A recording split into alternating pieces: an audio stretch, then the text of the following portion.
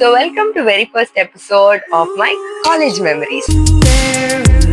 ஏதாவது ஒரு ஸ்டூடெண்ட் வந்து பாக்குறீங்கன்னா 12th பாஸ் பண்ண ஏதாவது ஸ்டூடெண்ட் பாக்குறீங்கன்னா you did a great job, like a huge shout out to you because என்னவா இருந்தாலும் it's yours for you made it to that position, so huge shout out to you actually. So 12th இருந்து first year போற college போற ஒரு face வந்து ரொம்பவே குரூஷியலான ஒரு கேப்க்கும் அப்படியே ஜாலியா இருந்தாச்சு, ஜாலியா சுத்தணும், நல்லா என்ஜாய் பண்ண, இங்க போனா அங்க போனா ஒரு அப்படியே ஒரு பேர்டனே எடுத்து இறக்கி வச்ச மாதிரி இருந்தது. அப்பெல்லாம் ரொம்ப பெரிய கெத்தா இருந்துச்சு. லைக் என்னடா நாங்கெல்லாம் அங்க பாத்தீங்களா 10th நாங்க வந்து எழுதல, 11th எழுதல, 12th தான் ரிசல்ட் வந்ததுக்கு அப்புறம் ஐ வாஸ் வெரி ஹாப்பியோடைய ஸ்கோர் நான் சொல்றேன்.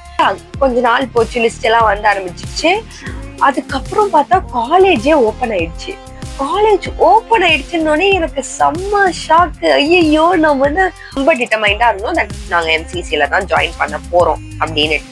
ஸோ வந்துட்டு யாருக்குமே தெரியாம உட்காந்து அழுவேன். ஸோ நான் அழுத பார்த்தாங்க, வீட்டுல இருக்கவங்க பார்த்தாங்கன்னா கஷ்டப்படுவாங்க, அதெல்லாம் இருக்குல்ல. ஸோ நான் யாருக்குமே தெரியாம அழுவேன். கடவுளே எனக்கு ஏதாவது ஒரு நல்ல காலேஜ் கொடுத்துருங்க, அட்லீஸ்ட் எம்சிசி கொடுங்க அப்படின்னு சொன்னேன்னா, கடவுளே ஏதாவது ஒரு காலேஜ் கொடுங்க அப்படின்னு ஆயிடுச்சு.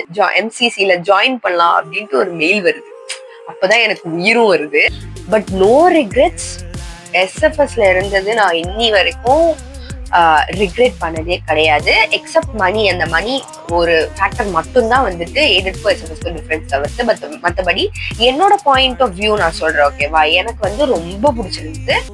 ஓகேவா, அதுக்கு முந்தின நைட் நான் வந்து எப்படி இருந்தேன்னா, ரொம்ப நாள் ஃபுட் இல்லாம இருந்தவங்களுக்கு ஒரு சின்ன ஒரு ஆப்பிள் கிடைச்சாலே ரொம்ப பெருசா தெரியும். அந்த ஆப்பிள வந்து அவங்க ஃபுல்லஸ்டா சாப்பிடணும்னு நினைப்பாங்க.